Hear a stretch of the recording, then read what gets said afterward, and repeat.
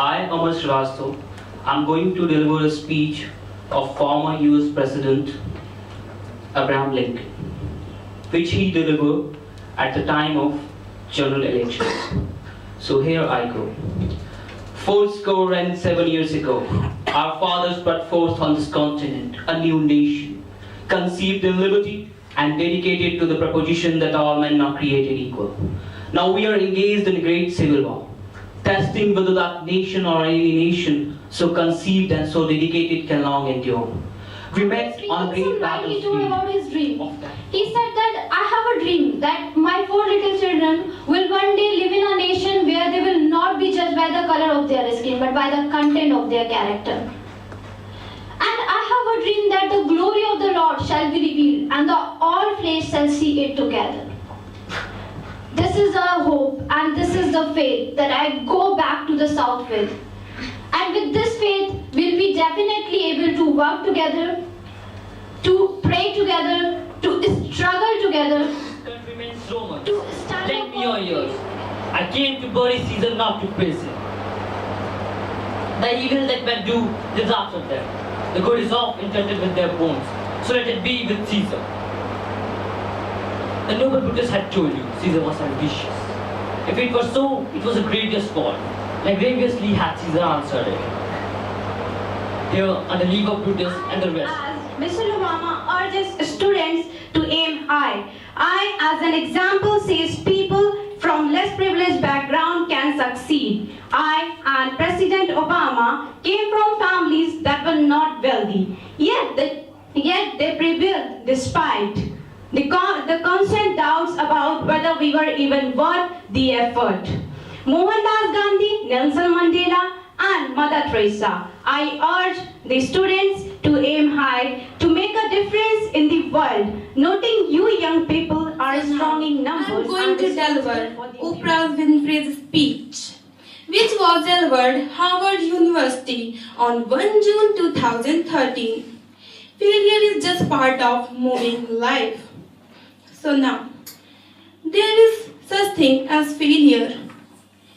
Failure is just like trying to move us in another direction.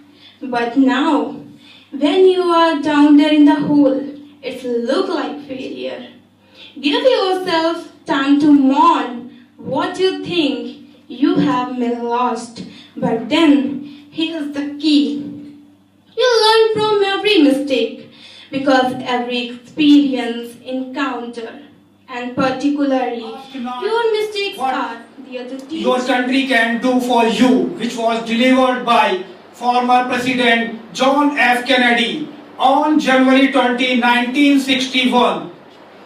Fellow citizens, we observe today not a victory of party, but a celebration of freedom, symbolizing an end as well as a beginning, signifying renewal as well as change. The world is very different now. For man holds of in a his wonderful journey, but it's a journey that can only begin with your decision to embark. Early in the history of TEL, we recognized that our path to greater success led us out of this country. With just 150 employees, we started to open our first international operation in UK. The only true believers were the TEL team and of course our customers. Since then, we have expanded to serve the customers around the world. But it all started with John C. Maxwell's speech.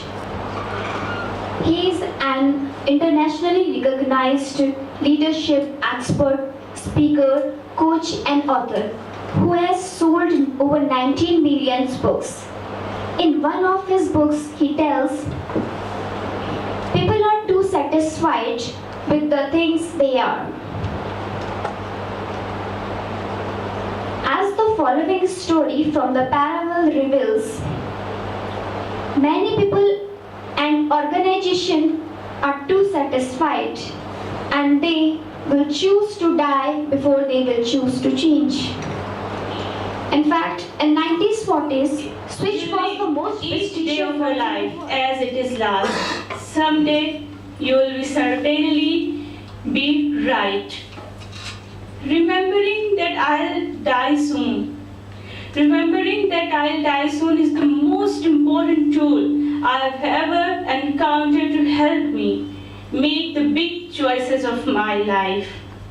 Surely no one wants to die, but believe me, it is the most important tool.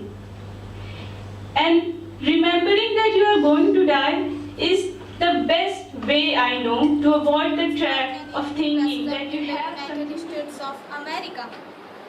I still have a dream deeply rooted in the American dream. One day this nation will rise up and live up to its creed. We hold these truths to be self-evident that all men are created equal. I have a dream that my 4 little children will one day live in a nation where they will not judge by the color of their skin, but by the content of their character. We are one people, all of us pledging allegiance to the stars and stripes, all of us defending for the freedom and dignity. States. This day would not have been possible without their sacrifice. Let me once again state clearly the sacrifice made by the founder of our nation, Dr. John Garandhi. This great day is testimony that our martyrs did not die in vain. We have waited 56 years for this day, and now it is a dream that has come true. We must thank all our friends in the world that because they gave us food when we were hungry, water when we were thirsty, medication when we were sick. They gave education to our children, and most importantly, they stayed with us till the end.